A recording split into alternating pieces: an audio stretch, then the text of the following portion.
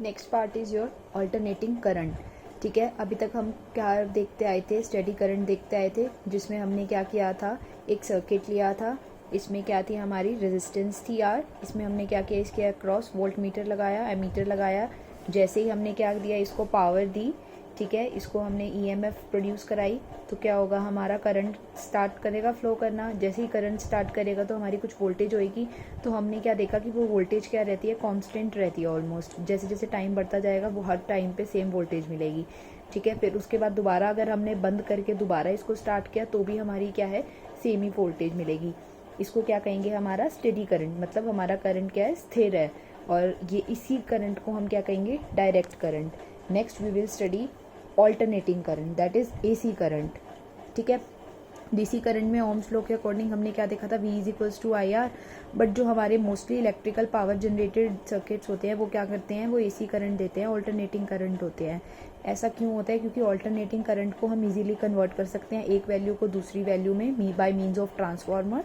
ठीक है, और दूसरा क्या है, ये जो करंट ऑल्टरनेटिंग करंट एनर्जी है उसको हम ट्रांसमिट कर सकते हैं और डिस्ट्रीब्यूट कर सकते हैं लॉन्ग डिस्टेंसेस इकोनॉमिकली। और इससे क्या होता है, हमारी जो एनर्जी लॉस होती है उस केस में वो भी हमारा कम होता है।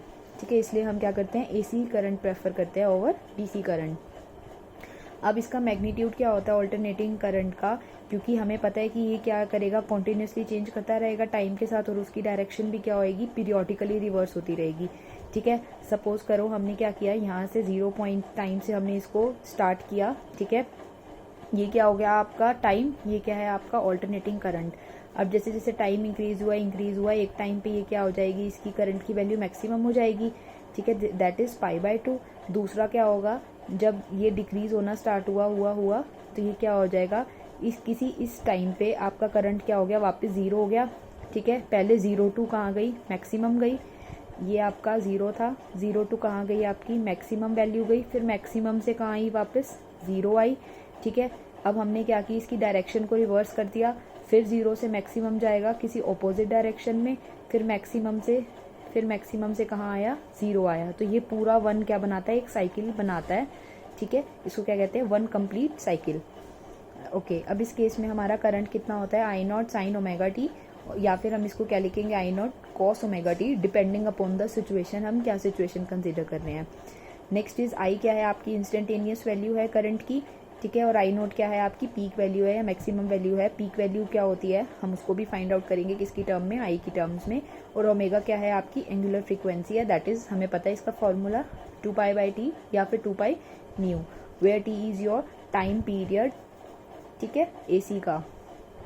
ओके, अभी हमने देखा कि हमारा ये जो साइकिल थी हमारी कैसे जाएगी, 0 से मैक्सिमम, मैक्सिमम से 0, फिर ऑपोजिट डायरेक्शन में, फिर 0 से मैक्सिमम, फिर मैक्सिमम से कहाँ जाएगी, 0 जाएगी। इस केस में हमने क्या देखा, जब टाइम पीरियड हमारा क्या था। ठीक है, ये हमने 2 केसेस लेके चले, इन दोनों के बीच में क्या कर रहा है, ये डिफ्रेंशिएट कर रहा है। ठीक है, इनको कंपेयर करने की कोशिश कर रहा है इन दोनों ग्राफ्स को। तो इस केस में हमने क्या देखा, जो आपका एक टाइम पीरियड था t, ठीक है, वो कितने टाइम पीरियड के बराबर है, इस केस में 2t-। ठीक है, ऐसे ही म्यू के विद रिस्पेक्ट में हम देख लेंगे। तो क्या है, हम डिपेंड करेगा कि अलग अलग टाइम पे अलग अलग साइकिल्स में वो क्या वैल्यू देता है। ठीक है, अब हमारा क्या हो गया, इसमें ये कितनी ईएमएफ इंड्यूस्ड हुई।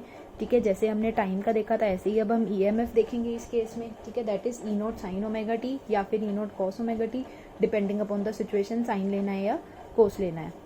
Next is your AC circuits, two additional circuit elements are use. ठीक है, अब इस एसी सर्किट में एक तो रेजिस्टेंस तो होता ही है, इसके अलावा हमारे पास क्या होते हैं, 2 अलग से एडिशनल होते हैं हमारे पास एलिमेंट्स, दैट इज इंडक्टर और कैपेसिटर। इनको हम यूज़ करते हैं।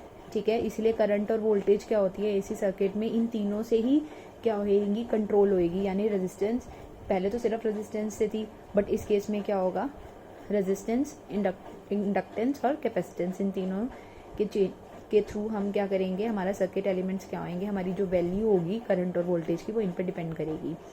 Now changing its magnitude continuously. ठीक है, एसी क्या, इससे हमें क्या पता कि ये क्या करता है, मैग्नीट्यूड को भी चेंज करता रहता है और उसकी डायरेक्शन को भी चेंज करता रहता है एसी करंट। अब हमने क्या देखा कि हमारे पास क्या है, एक प्योर इंडक्टर है। ठीक है, जिसके अक्रॉस वोल्टेज V की वैल्यू क्या हो जाती है, L di/dt। ये हमने लास्ट में पढ़ा था। ठीक है, फर्स्ट पार्ट में और हमें पता है di/dt क्या होता है, rate of change of current, कि कितने टाइम में कितना करंट चेंज हो रहा है, दैट मीन्स वो कॉन्टिन्यूसली चेंज हो रहा है, ठीक है। और आइडियल कैपेसिटर के केस में क्या होएगा, I = C dV/dt। आगे हम देखेंगे कि हमारा जो आइडियल इंडक्टर और आइडियल जो कैपेसिटर है, ठीक है, ये क्या है, मैक्सिमम वैल्यू होती हैं। इस केस में हमारी जो वैल्यूज़ होती हैं ये क्या होती हैं हमारी, क्योंकि इस केस में क्या होता है, अगर आपका प्योर है दैट मीन्स क्या होगा, या तो बिल्कुल डिपेंड करेगा कि हमारा बिल्कुल करंट पास हो रहा है या नहीं हो रहा। अब ये क्या है हमारी इंडक्टर के केस में, और ये क्या है कैपेसिटर के केस में, कितना करंट जा रहा है, ठीक है। और dV/dt क्या है, rate of change of potential है, ठीक है। तो इसका मतलब क्या होगा कि हमारा करंट चेंज हो रहा है कब, जब हम वोल्टेज को चेंज कर रहे हैं। नेक्स्ट क्या है हमारा, इस केस में क्या है हमारी, जब हम करंट की वैल्यू को चेंज कर रहे हैं तो उस केस में क्या है हमारा वोल्टेज चेंज हो रहा है कैपेसिटर के केस में, ठीक है। इसमें क्या करेंगे हम, वोल्टेज अप्लाई करेंगे, वोल्टेज देंगे, उस केस में हम देखेंगे कि करंट की वैल्यू हमारी कैसे चेंज हो रही है। इस केस में हम क्या करेंगे, करंट देंगे, हमारी वोल्टेज की वैल्यू कैसे चेंज हो रही है। तो this is all about this chapter, whole complete part, ठीक है। LCR, हम इन तीनों के से हम क्या देखेंगे, मीन वैल्यू फाइंड आउट करेंगे, इसकी RMS वैल्यू फाइंड आउट करेंगे, और सिर्फ रेजिस्टेंस से क्या इफेक्ट पड़ता है, सिर्फ कैपेसिटेंस से क्या इफेक्ट पड़ता है, हम इसके फेजर्स, हम इसके डायग्राम्स, हम डिफरेंट चीज़ें स्टडी करेंगे।